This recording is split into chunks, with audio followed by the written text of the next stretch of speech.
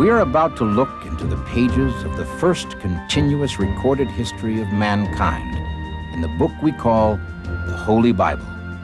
We're going to investigate some of its most controversial stories and discover the answers to some very tough questions. Is the Bible a reliable account of miraculous interventions that rescue people from sudden doom and destruction? Or is it merely a collection of legends and myths, as some modern-day critics claim?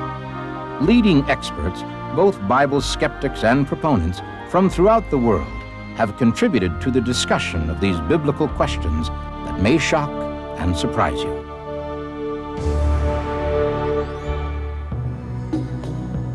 The Sinai Desert. Moses has led his people out of bondage in Egypt. They are weary from their long trek to find the Promised Land. It has become clear to Moses that they need a set of laws to live by. According to the Bible, Moses leaves his people and ascends Mount Sinai to communicate with God. He has gone so long that the people become restless and, believing Moses is dead, build a gold idol to worship. Is this story true? Did God give Moses the 10 Commandments? Did the Exodus really occur? Or is all this just a folk tale? Can science shed any light on this controversial part of the Bible? The story of Moses receiving the 10 Commandments on Mount Sinai is full of inconsistencies. It is impossible to sort fact from fiction. The 10 Commandments account by Moses is 100% factual, and there are no contradictions. It's a straightforward story, also confirmed in the Talmud and other ancient rabbinical commentaries. To determine whether the 10 Commandments were given by God to Moses on stone tablets, we need to ask one simple question. Where are these tablets? No one has ever found these stone tablets.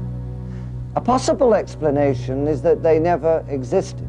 We can prove that the 10 Commandments were given to Moses on stone tablets, and we also know exactly where the stone tablets are today.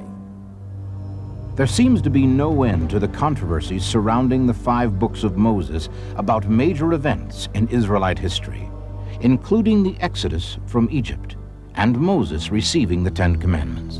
Was there actually a real Mount Sinai? And were there ever stone tablets on which the 10 Commandments were written? And if so, where are they now? The Bible says when Moses first led the people out of bondage in Egypt, they were of one mind and one goal. But before long, it soon became apparent that they were not one people. However, this was not one unified group, but hundreds of thousands of people drawn from 12 different tribes that had been spread out all over Egypt for centuries. Using the lowest estimate for men, women, and children that supposedly were a part of the Exodus, the count would run over 2 million people, plus their livestock. If they were placed on a